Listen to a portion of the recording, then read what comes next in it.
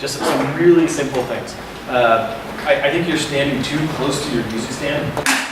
If your eyes will permit, I recommend standing as far back as you can, so that you, and then maybe you have to reach forward to turn your page. The reason for that is the closer you stand to the music, when you do need to check in on your score, and let's face it, unless you're Tony, we check in on our scores.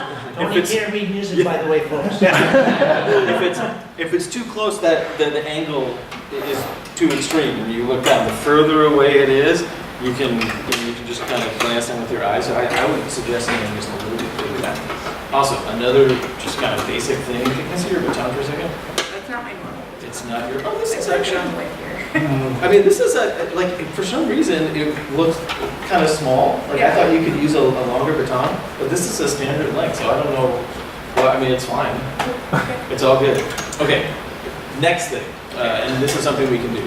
When you start, let's go back to the beginning. When you're not using your left hand, like what do you notice with her when she doesn't use your left hand? What does she do with it? Do you notice? Yeah, it drops down at the side. And I don't recommend that. If you don't need your left hand, kind of bring it back. And just sort of like figure out what's comfortable for you, kind of at the ready position. Okay. Two problems with keeping your left hand down here. One, I think it looks like you're detached emotionally from music, which I know you're not.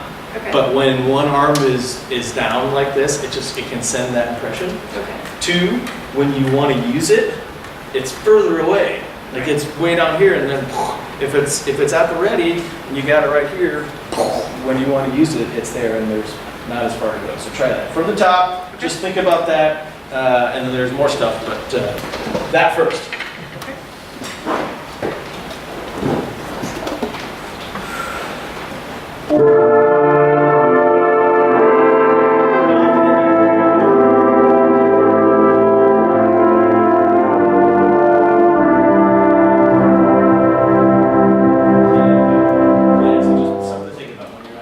She's really good at showing movement on held notes. There's rarely a static moment. That's terrific. Next thing that I noticed, and I wasn't going to say anything until I realized that I'm pretty sure it's a habit. Do you guys There's an extra sound that the composer didn't write at the beginning of every piece that or every moment that she's conducting so far. It's audible.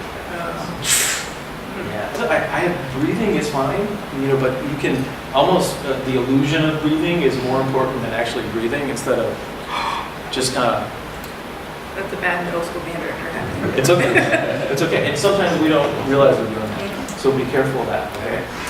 And then, another thing, back at the top, with your baton hand, and your baton technique is pretty darn good, but you're starting to do something that I do, which I don't want to do. You turn your wrist over quite a bit. When you're coming through a pattern, you'll turn your wrist over.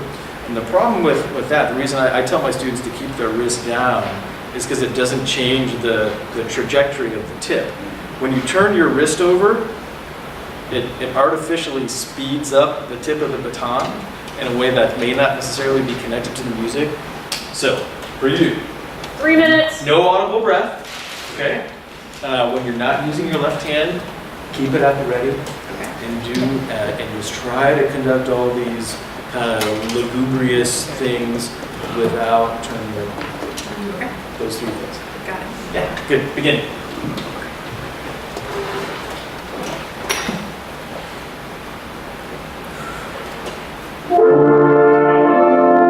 Yeah, that shows me that it's definitely happening. That didn't happen. There you go.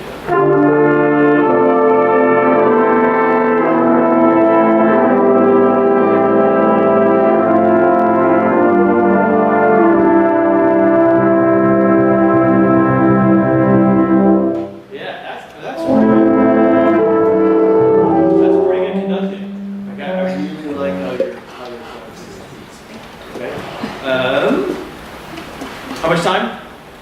1.5 minutes. 1.5 minutes. Let's do some of the fast stuff where I stopped you. You're doing terrific. Let's go right at 7, please.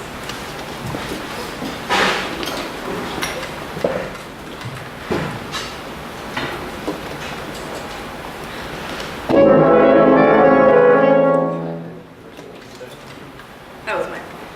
Rehearsal 7, right? Yes, circle 7, right? Circle? Circle 7, yes.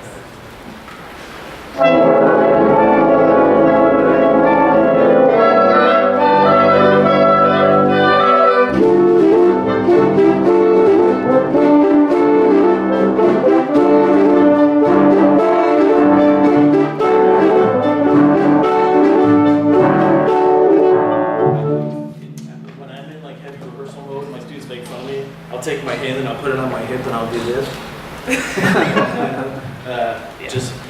Just even music like this, fast music, like he was talking about the sagittal playing, you can just keep it up here and just kind of bounce it, with the tip of your baton. But when starting a piece, I never recommend starting a piece with one hand. And you started that segment where you brought them with one hand. I always use 2 hands.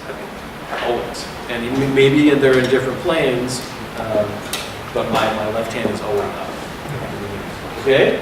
So that, it's going to be really fun working with you, but just if you can think about keeping that palm down, keeping that left hand engaged. For me, those are the 2 biggest things right now. Okay? Thank you. All right.